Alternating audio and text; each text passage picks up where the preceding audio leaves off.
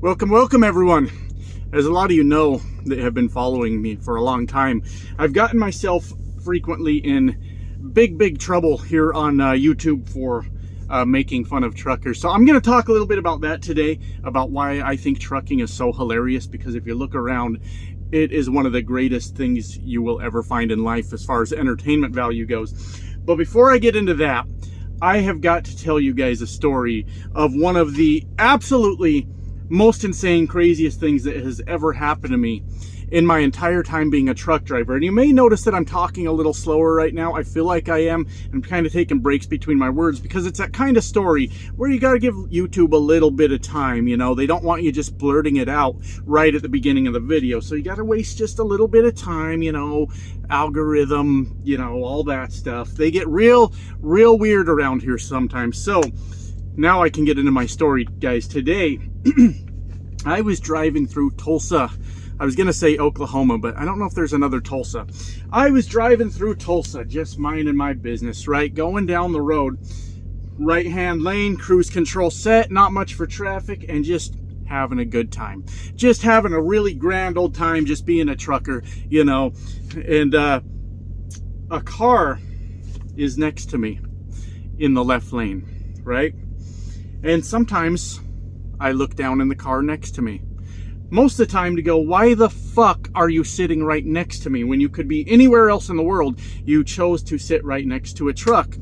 When I found out the reason, I think, why this car was choosing to sit right next to me, I looked down, my friends, and boy, howdy, did I ever see a glorious pair of titties in the driver's seat, shirt wide open, button-up shirt wide open, one hand on the steering wheel, and the other hand going back and forth rubbing the titties.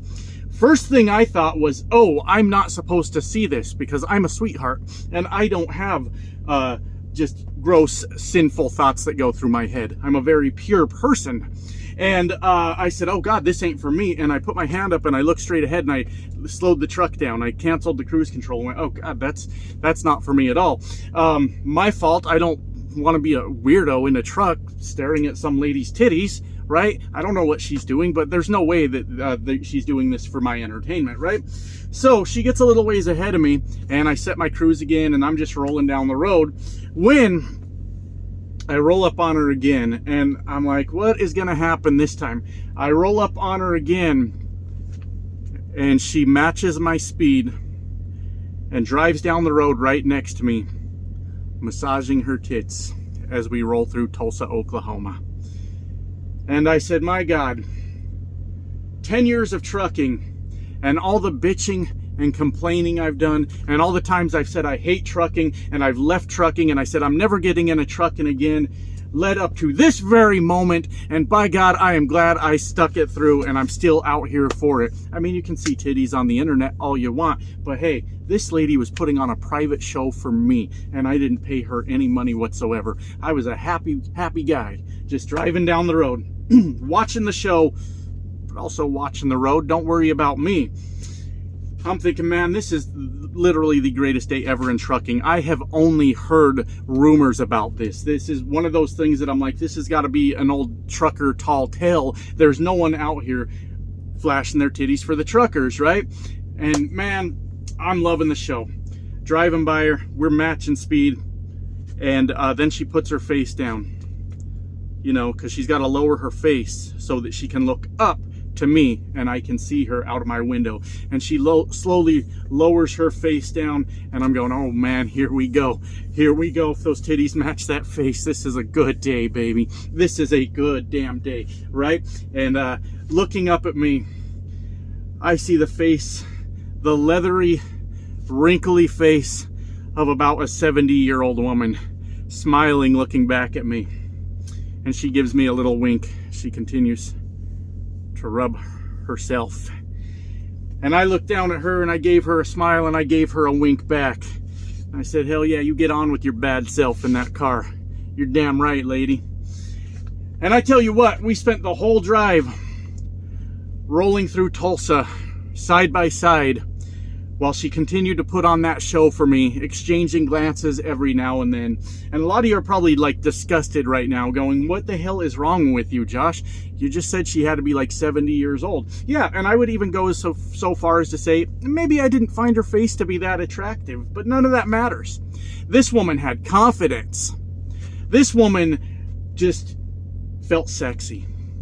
In the moment, she felt sexy, and she wanted somebody else to feel like she was sexy too. And if you've got that kind of confidence to do that, well, you went up a few points at least on the old 1 to 10 scale. Oh, damn, it was glorious. It was absolutely fantastic. And hey, ladies and fellas out there too. Now, fellas, I don't suggest whipping your dicks out when I say this next thing, okay? But hey, everybody out there has every right in the world to feel sexy anytime they want. And God bless that woman. Huge salute to her, going tits out for truckers. Love it. As a matter of fact, I think Tulsa would do well to start a trending hashtag or something of that nature. If ever they've got like a shortage of supplies, food's not coming in, you know, they need truckers really bad. Hashtag Tulsa is tits out for truckers, and we'll come running, baby. There will be trucks from all corners of the globe rushing towards Tulsa to make sure your needs are met while you make sure our needs are met. And for that, we salute you, Tulsa, because that was absolutely the greatest show I had ever gotten in my life. In my life. Totally unexpected. Didn't see it coming. Didn't spend $1, and it just happened. And it was funny that I thought it was accidental at first. I'm like, oh shit, I can't be looking at titties. That'd be really sinful. Can't be doing that. And turned out the whole show was for me. So anyways, I do want to get back to the actual point, how I started the video. I kind of coughed there a little bit. Maybe I should stop pointing that out. Whatever. It was just a really loud laugh. I don't know, man. I don't know. But, like I was saying at the beginning, I frequently get myself in trouble because I made fun of truckers, right? Now, if you want my opinion on that, because I pay it no mind these days. I used to, and I'd be like, oh, maybe I was being mean, or maybe their opinion is valid and things like that. But these days, I pay it no mind. Because if you ask me, I think it's just false outrage. It's just made up. It's just something to be mad about. So people pick that thing and go, he did it again. He made fun of truckers. And we are just so upset by it because, I mean, how can this guy Trucks look around at all the truckers out there and all the things you see and find any humor whatsoever in it? And my question to the fellas that are really mad when I make fun of truckers, why are we taking ourselves this fucking seriously? It's not that serious. It's not that serious at all. Let me vape. It wouldn't be a This Guy Trucks video without at least one vape break. All right. So, I've always talked about it, but, you know, obviously when I came into trucking, it was all, you know, busting the new guys' balls and things like that, which is fine. If that's the culture, that's the culture. I think that is just, hey, that's the way we do it. That's the way we do it, right? But it's always been the anytime I've seen it, the younger guys were, and I'm not a young guy anymore, guys. I've been doing this for a long time, life in general, but trucking for quite a while now. I am not one of the young guys out here anymore. That's up to y'all 20, 30-year-old guys. You be the young guys, okay? Okay, thank you. Appreciate it. Anyways, it always seemed that like the younger guys just kind of, you know, knew their place and knew, hey, it's not up to me to talk back. This is the rite of passage. This is the natural way of doing this. And hey, you know what? I'm just going to take my lumps for now. And then when I'm the old wrinkly trucker, I get to be the one busting the balls of the young guy. Well, I didn't get that memo. I did not get it. I had no clue that that was the natural way. I got something that's really bothering me. Hold on. I'm trying to get my damn leaf blower to work, and the battery charger keeps unplugging, and I bought me a push broom today just in case. my leaf blower doesn't work anymore. I haven't got to test it out since I moved the battery inside. It was sitting in the side box. Does anyone care about this? Probably not. Probably not. But it was unplugged, and I had to plug it in because it was driving me absolutely insane talking to you guys and looking down and seeing it unplugged. I was about to fucking lose my mind. Anyways, I clearly didn't receive the memo because I'm going to make fun of these guys back. Why not? What's the worst that can happen, right? Clearly, my brand of humor is not always taken very well. And trust me, I know that. I have known that my whole fucking life. The amount of people in my life throughout my 40 years that I have pissed off and never heard from again over what I thought was a joke, I couldn't even begin to count. I couldn't even begin to count. And I'm talking years-long friendships, and you know, they're joking with me, so I say something back and they're like, man, fuck this guy, I ain't ever talking to him again. And I don't know if it's because I've always told you guys I'm not really the greatest at like social cues, right? And maybe I'm not picking up on the fact that I'm an asshole, that I'm actually a dick, right? Maybe I'm just not figuring that out. I think I'm pretty cool, but maybe, no, obviously a lot of people think that I'm a dick. So, and I don't mean to be, I really don't. Well, sometimes I mean to be. Like right now I'm trying to be a real dick. All right, I'm over it. It's out of my system. It's out of my system. I'm done. Just had to stare you guys down for a minute. That's all. That's all. But like I said, I always felt like this is just one of those like false outrage things. It's just a thing to be mad about. Because when I look around at trucking, I don't see hardly anything that needs to be taken that seriously. I mean, the action of driving a truck, absolutely. You should be paying attention to that. You should be cautious of accidents. That's a very big deal. And other truck drivers getting into accidents isn't funny. Those are not humorous things. And sometimes you're like, well, that goofy bastard deserved it. He was doing stupid shit. Because I used to run the mountains of Colorado, right? And I ran them every fucking day. No problems. Chain up 2-3 times a day, just depending on the day. And I got very comfortable with running those mountains, right? And then it never failed. Every time there was a big snowstorm up there, you would get that FedEx truck whipping past you, pulling doubles, that back trailer just, you know, swinging all over the goddamn interstate, and the road is covered in snow and ice, and the guy's just letting her rip down the road, and you're like, what the fuck is this guy thinking? And I don't know what FedEx's pay structure is or what they do, but it causes their drivers to act like complete fucking idiots in bad weather. You see it all the time across Wyoming too. You're getting those high winds, you know, the high winds that are fucking shit up there in Wyoming, and you see FedEx just whipping down the fucking road, and you're like, this guy's got to be out of his mind.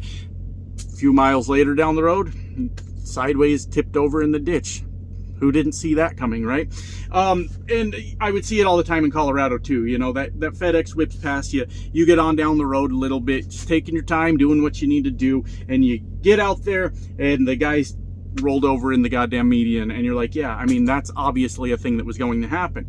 But as amused as you can be by the fact that, yeah, I mean, we all knew he was going to end up in the ditch, it's still not funny when a trucker gets in an accident, right? So the reason I'm saying all this is because I do have a line. It's not like everything's hilarious to me. A trucker that's been trucking for years and just out here working and goes to sleep one night and dies in his sleeper. It's not funny, right? But literally everything else in this fucking industry is goddamn hilarious, and I can't continue to act like it's not. I can't continue to be like, oh man, that's, you know, truckers, we really go through it out here. You stop being funny then. I mean, stop being fucking funny if I can't laugh at it. I mean, I don't know what I'm supposed to do when something funny happens. Like I said, I don't really pick up on social cues that well sometimes, but it's always been my impression that when something's funny, laughter generally follows, right? And ever since the fucking day I have got into trucking, I have found this to be the most comical fucking shit I have ever seen in my life. I mean, starting in trucking school, the instructor, born and raised in Colorado, lived there his whole life, but he's talking like he's like from down south or something like that. It's like, bro, like regional accents are a thing, right? I speak like I'm, well, weirdly enough, shit, that's crazy that I'm making fun of that right now, actually. Damn it. You guys are watching me have a what do they call it, like a existential crisis? I don't know if that's what it is because I'm too dumb to know what those words mean. But like you guys are watching me have a crisis in real time as I say that. I was just making fun of my goofy instructor's fake accent because he said multiple times that he was born and raised in Colorado. That's where he's from, right?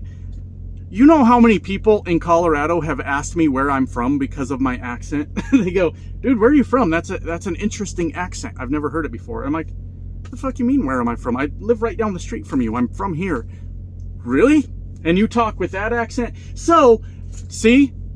I can laugh at myself too. I'm as much of a dipshit as my instructor running around with my fake ass accent over here. Because what I get a lot, you guys have to understand, my own siblings used to make fun of my accent when we were kids. They'd be like, what is that fucking accent? Why are you talking like that, right? And one of the common ones is Canadian. I get that a lot. They say, oh, hey, you're Canadian. I'm like, oh, nope. That's just the weird accent and the pale skin. I fit the bill, don't I? Look like I'm fucking Canadian, talk like I'm Canadian. But I also get a lot of Midwest. A lot of Midwest. This guy's from, I don't know, Minnesota, Wisconsin. I don't know how they say it. What else is up there? But I get all those. I get those a lot. And it's funny that sometimes when I'm talking, I actually hear myself in real time. And I'm like, yeah, I guess I'm making fun of him for the same fucking thing I do, right? And I think that's okay. Why can't you still? I don't see why you can't. But from that fake ass fucking accent that my instructor had, all the way to, like, not all the way, but like the very next thing I noticed was almost everybody else in my class was the greatest trucker ever. I mean, these motherfuckers knew everything about trucking, and maybe they've came from a trucking family, or maybe they've been around trucks before, but every person I was in school with knew everything about trucking. One of the fucking funniest things I remember in truck driving school was they were doing the videos, you know, the safety videos, where they're showing you videos of when people have wrecked their vehicles, right? Or their trucks. And they're pointing out how this happened, why you shouldn't do that. But it never ends up being that. It's supposed to be an educational tool on how you're supposed to conduct yourself while operating a commercial motor vehicle, right? I just call them a truck, but sometimes we get the very verbose dorks in the comments that are like, you sir are driving a commercial motor vehicle. Oh, fuck. All right, Poindexter, what else you got for me? Holy shit. You're gonna get your balls busted here, even if you're a nice commenter. That's just the way it works. I'm gonna make jokes, guys. Calm down, calm down. But it always, and you guys know this, anybody that's taken any kind of driving class, or especially truck driving school, or been to any kind of orientation, you know that those videos are never used for safety reasons. It always turns into people cracking jokes. It turns into people laughing at the unfortunate driver that just ruined his fucking career. And hey, that's just the natural way of these things go, right? But I'm in trucking school, guys. Remember that. I was in trucking school. We're watching one of those videos when one of the clips comes across the screen and it's a Swift truck wrecking his truck. Can you believe it? I'm just as shocked as you are, right? It's a Swift driver wrecking his truck. Keep in mind, not one of us is even a CDL holder at this point. We all have CDL permits, except the one dipshit that kept failing the fucking written test 7 fucking times, at least that I know of, before I already left school with my CDL and he was still trying to pass the written test. Bless his heart. You know, bless that guy's heart. I hope he's not still there trying to pass that damn test. But none of us even had a CDL yet. And wouldn't you know it, as soon as we see that Swift truck wreck, what does somebody say in class? They go, yep, just leave it up to Swift. And everybody burst out laughing. Yeah, those Swift drivers, they can't even drive. That Swift driver definitely fucked up. Now, is that a reflection on his driving ability as a whole? I would say probably not. You probably fuck up sometimes in a truck. Not me. I'm the greatest trucker that ever lived. Flex on you. All right? But sometimes you just fuck up. Sometimes when you fuck up big, right? And I don't know that that was necessarily a reflection on his entire ability to drive a truck. But what I did know is there was not one fucking person in that class that was legally qualified to even drive a truck talking about how awful Swift was at trucking. I get that it's just a joke, and they all found humor in it. I found humor in it, but in a different way. I was like, yeah, and you guys are a bunch of dipshits without CDLs talking about how a truck driver should drive a truck, and you're terrified about making a right turn right now. That's the scary thing to you. You don't even know how to shift yet.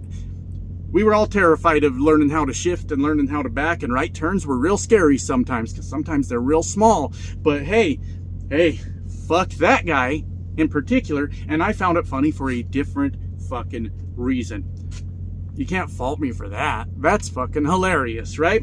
And the trucking school was just what it was, you know, it's just how it is. But then I go out into the real world, my first over-the-road truck driving job, and oh my God, everybody in that class was exactly like everybody at trucking orientation. You couldn't do anything. Orientations used to be huge back then. I don't know what they're like these days for the most part. I mean, I do know what they're like. For the most part, they're very small. You could be the only person in orientation. If you're lucky, there's 4 people in an orientation. They are very, very small these days. But back then, I mean, the first company I went to, I think, was like 50 people in orientation. And it wasn't no Swift or Prime or anything like that, who may have had 100, 200 people coming in orientation. Don't know. Never went. But we're talking, what did I say, 30 people. If I said 30, we'll go with 30. Maybe I said 50. It was somewhere in that range, right? But my God, could you imagine conducting an orientation, being the person that's trying to get through orientation when there's 30 motherfuckers sitting there correcting everything you say, and just having a whole dick waving contest with you every time you say something? You're the instructor. You're up there to talk about things, and every word that comes out of your mouth, there's a dickhead in the audience in the class that is like, well, you know what I think, and like, it was always so frustrating just to listen to. Like, back then the debate between Atlas and GPS was much hotter. Like, we were in a weird transition phase then. Now it's GPS. There ain't nobody out there opening a fucking Atlas. And if they are, they're lying to you. I look at my Atlas every time I set out on the road. Sure you do, buddy. Sure you do. Yep. That's just you doing a little bit of peacocking for us here on the internet, talking about how superior you are because you open up that Atlas. Hell, maybe some of you open up the Atlas. I'm just saying, I fucking doubt it. I probably don't think so.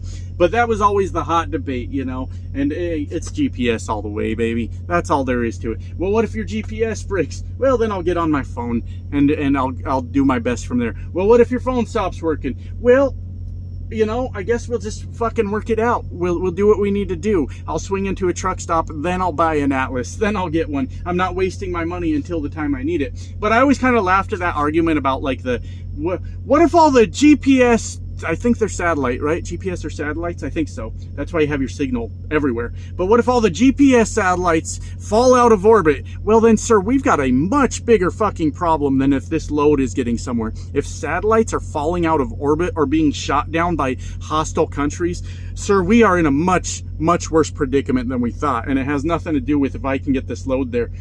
We're in a bad fucking way at that point. And yes, technology can fail. The likelihood of technology failing, I think, is extremely unlikely. Like, no one wants that to happen. The people in charge do not want that to happen for whatever reasons. Which actually brings me to my next point.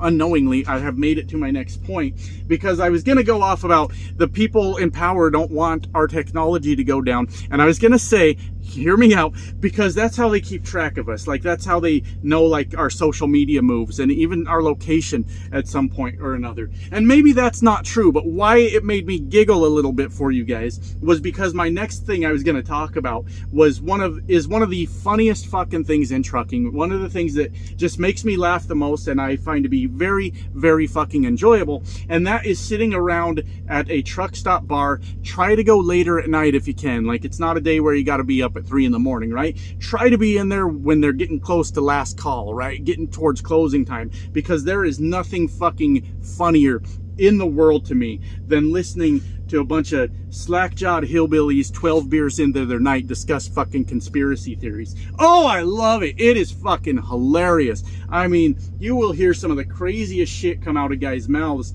while there's just this hatred they have for like a certain person. And a lot of times in trucking, it's going to be Joe Biden. Now, somebody's watching this video now getting really pissed off going, you're defending Joe Biden. I don't give a flying fuck about Joe Biden. I don't know why people get so upset with me because I fucking mentioned that there's different political views in our country. Oh God, what a monster I am. I'm not defending Joe Biden at all. I don't give a flying fuck about Joe Biden. But people go, well, the country would be in a better place if Joe Biden didn't sell all our military secrets to Zimbabwe or whatever, and then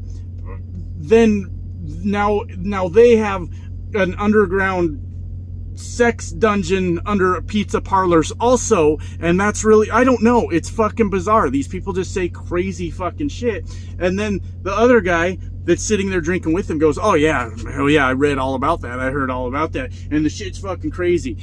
Fucking listening to guys drunk off their ass discuss conspiracy theories, fucking love it. I love it. And I'm not even saying that conspiracy theories are right or wrong. I'm in it for the entertainment. I don't give a fuck. But for the people that are getting serious in the comments and getting really upset right now, it's just a hilarious byproduct of how the fuck we all act. And we all do the same exact thing, right? We all turn on the news sometimes. I've been avoiding news for quite a few years. Like now leading up to the election, I'm paying attention a little bit, but not really too much. I kind of bailed out on it a long time ago. But what we all do is we find the news we like, right? Like this is the news that aligns with the point of view I already have. I think it's called something like confirmation bias or something to that effect. Somebody correct me. Still just a dumb trucker. I'm not really sure. But we find the news we like and go, yeah, fuck yeah, I was right all along. I just heard it on the news. And we never ever step outside our little comfortable bubble of news that we like to hear. And almost every one of us does that. And so when people start getting really crazy on the things they heard, and I'm sorry, like, I mean, our major media outlets are all conspiracy theorists as far as I can tell. You know, it's some more so than others, but I think you have it on both sides of the political spectrum. You know, it's like, I'll throw you Donald Trump supporters a little bit of a bone here. When, Donald Trump was in office, there were things that he probably did wrong that, like, required some public outrage, but everything he did wrong, like every misstep, every minor mistake, like he misspoke or maybe said something a little bit off the wall, did not require 3-day, 24-hour-a-day, wall-to-wall fucking news coverage on what a piece of shit Donald Trump was. It didn't need to happen. But on the left side of the media, that's what they would do. You know, he'd make a minor thing. Like an example I can think of when he had one of the football teams, I think, like a college team, come to the White House, and then he ordered a bunch of fast food for him, and he was so proud of himself standing in front of his fast food. And yes, it was goofy, it was fucking silly. Like, why not? You have all these things at your disposal, so you could have, these are athletes, right? You could feed them some really good meals, some really nutritional meals, but it was fucking hilarious that see, I find humor in everything, that he had these just stacks of fast food everywhere, and he was so proud of it. Now, can we all laugh about that? I think we can. I think we fucking can. But the fact that the left-wing media also went fucking berserk for days and just hammered the guy, there are a lot of reasons to look at Donald Trump and be like, I didn't like that at all, but this was just funny. This is funny. This is something that should have been fucking laughed at. But my point is, we all do it. And then we all get off on our own crazy fucking tangents, and we drink too much, and then we sit in a bar somewhere spouting off our fucking nonsense. And to me, fucking hilarious. And I don't think truckers are misinformed or uninformed is what I mean to say. I think we're all misinformed, but uninformed, I don't think so. because truckers, who else has all the time in the world to sit here and listen to whatever information you want to? So I don't think that when it comes to politics, truckers are necessarily misinformed, but we're all listening to fucking the sensationalization of our fucking media, which leads to hilarious fucking interactions in the truck stop. And I mean, the choices of clothing we see out here, the absolutely just goofy things we see, the outburst in a shipper or receiver because you're still waiting to get loaded or unloaded. I understand that frustration, but making an ass of yourself in public because you're mad at it is funny for everyone else. It's funny for everyone else involved, you know, the guy losing his shit at the truck stop, you know. And when we get to the internet side of it, the guys telling everybody they're gonna meet them on Fuel Island and kick their ass are fucking hilarious. That's all she wrote for today, guys. I gotta go, gotta get back on the road, and we'll see you next time. Bye now.